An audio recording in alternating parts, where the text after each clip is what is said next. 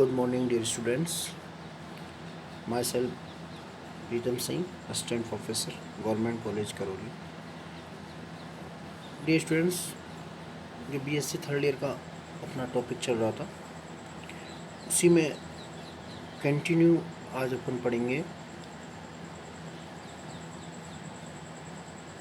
संक्रमण धातु संकुलों के चुंबकीय गुण या संक्रमण धातु संकुलों में चुंबकीय गुण। देखिए, किसी परमाणु में चुंबकत्व दो कारणों से हो सकता है। उसकी दो गति होती है, उनके कारण में चुंबकीय प्रभाव प्रदर्शित कर सकता है। और दो गति में जो फर्स्ट जो मोशन होता है वो होता है ऑर्बिटल मोशन, सेकंड होता है स्पिन मोशन। यानी कि फर्स्ट होती है कक्षीय गति और सेकंड होती है चक्रण गति। तो डियर स्टूडेंट्स, ऑर्बिटल जो मोशन है अपन देखते हैं कि प्रत्येक जो इलेक्ट्रॉन है नाभिक के चारों ओर उपस्थित कक्षकों में गति करते हैं, ठीक है, वृत्ताकार कक्षाओं में, जिससे इस क्षेत्र में एक चुंबकीय आघूर्ण उत्पन्न होता है। क्योंकि ऑर्बिटल में इलेक्ट्रॉन जब मोशन करेगा तो उससे क्या है, एक आघूर्ण उत्पन्न होता है, चुंबकीय आघूर्ण। और इस चुंबकीय आघूर्ण को बोलते हैं अपन कक्षीय चुंबकीय आघूर्ण, क्योंकि कक्षीय गति के कारण हो रहा है, इसलिए क्या बोलते हैं, कक्षीय चुंबकीय आघूर्ण। सेकंड जो है वो है स्पिन मोशन या चक्रण गति। अब प्रत्येक इलेक्ट्रॉन है नाभिक के चारों ओर गति करने के साथ साथ खुद, मतलब नाभिक के चारों ओर तो गति करता है इलेक्ट्रॉन, लेकिन अपनी जो अक्ष है उस पर भी तो मोशन करेगा। तो अपनी जो अक्ष पर भी मोशन करता है, ठीक है, और उस अक्ष पर चक्रण करता रहता है। और इससे भी एक चुंबकीय आघूर्ण उत्पन्न होता है, ठीक है, जिसको अपन क्या बोलते हैं, चक्रण चुंबकीय आघूर्ण। तो अगर दो प्रकार से चुंबकीय आघूर्ण उत्पन्न हो गए, एक तो कौन सा, कक्षीय चुंबकीय आघूर्ण, जब इलेक्ट्रॉन नाभिक के चारों कक्षाओं में उपस्थित ऑर्बिटल्स में चक्रण करता है तब उत्पन्न होता है। और दूसरा जो उत्पन्न हो रहा है वो इलेक्ट्रॉन की अपनी खुद की गति के कारण होता है, जो अपनी अक्ष पर गति होती है उसके कारण उत्पन्न हो रहा है, उसको अपन बोलते हैं चक्रण चुंबकीय आघूर्ण। तो ये दोनों जो चुंबकीय आघूर्ण है ये दोनों ये दोनों जो चुंबकीय आघूर्ण हैं, प्रत्येक परमाणु इनके कारण क्या करता है, चुंबक की भांति व्यवहार करता है, ठीक है। चुंबक की भांति व्यवहार करता है, चुंबकत्व उसमें पाया जाता है। अब इसी के आधार पर चुंबकीय व्यवहार के प्रकार हैं, कौन कौन से चुंबकीय किस प्रकार के चुंबकीय व्यवहार हो सकते हैं किसी भी धातु परमाणु में, उसके आधार पर उनको डिवाइड किया गया है। जिसमें फर्स्ट है प्रतिचुंबकत्व या डाईमैग्नेटिज्म, ठीक है, प्रतिचुंबकत्व या डाईमैग्नेटिज्म। देखिए, प्रतिचुंबकत्व का जो गुण है, कोई पदार्थ है उसको चुंबकीय क्षेत्र में रखने पर, ठीक है, उस क्षेत्र की जो तीव्रता है, अगर अपन कोई पदार्थ है उसको अपन चुंबकीय क्षेत्र में रख रहे हैं, ठीक है, जिसमें चुंबकीय क्षेत्र पूरी तरह है, वहाँ पर उसको पदार्थ को वहाँ पर रख रहे हैं, तो उस क्षेत्र की जो तीव्रता है वो निर्वात की तुलना में, ठीक है, निर्वात जानते हो ना, निर्वात जहाँ पर एक तरह से एयर और कुछ भी ना हो, ठीक है, निर्वात खाली जगह, स्पेस, वैकेंट पर। तो निर्वात की तुलना में वहाँ पर उसका जो तीव्रता है उसकी वो कम हो जाए, ठीक है, उसकी निर्वात की तुलना तीव्रता क्या हो जाती है, कम हो जाती है।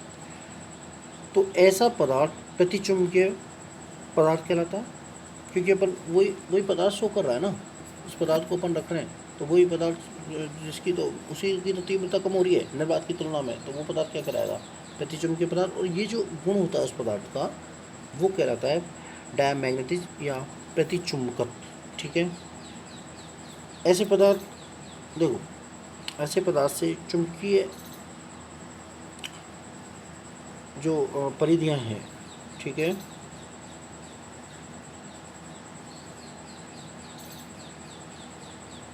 ऐसा पदार्थ चुंबकीय क्षेत्र में ये क्या है, जैसे अपन भाई उसका निर्वात से कम हो रहा है, तो अपन ऐसे पदार्थ को जब चुंबकीय क्षेत्र में रखेंगे तो ये क्या है, चुंबकीय क्षेत्र से प्रतिकर्षित होने लगता है, ठीक है, रिफल होने लगा, मतलब उसको चुंबकीय क्षेत्र दूर, अपने से दूर करता है, प्रतिकर्षित होने लगता है। तो ये इसका खास गुण होता है इस पदार्थ का, ये अपने क्षेत्र से प्रतिकर्षित होने लगेगा। जैसे एक डायग्राम के थ्रू अपन इसको समझा सकते हैं, ठीक है। ये देखो, ये एक चुंबकीय क्षेत्र, दो ध्रुव हैं इसके, ठीक है, north pole and south pole. इसके बीच में अपन ने उसको रख दिया पदार्थ को। अब देखिए, नॉर्थ पोल और साउथ पोल में अपन जैसे इसको रख रहे हैं तो ये रिपल हो रहा है, प्रतिकर्षित हो रहा है। इससे ये जो है, ये दोनों ही क्षेत्र हैं, जो दोनों पोल हैं, ये अपने से इसको दूर कर रहे हैं, रिपल कर रहे हैं। तो ये इसको जब चुंबकीय क्षेत्र में अपन रखेंगे तो ये दूर होता जाएगा, यानी प्रतिकर्षित होता जाएगा, ठीक है। तो ये जो पदार्थ है प्रतिकर्षित हो रहा है, तो इसीलिए इसमें प्रतिचुंबकत्व का गुण पाया जाता है। और इसमें इलेक्ट्रॉन की अगर पोजीशन अपन देखें तो इसमें इलेक्ट्रॉन का युग्मन होता है, यानी युग्मित इलेक्ट्रॉन्स पाए जाते हैं, ठीक है।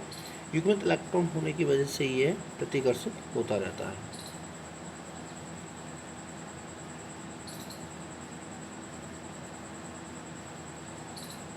अब दूसरा अपन बात करें अनुचुंबकीय या पैरामैग्नेटिज्म, ठीक है।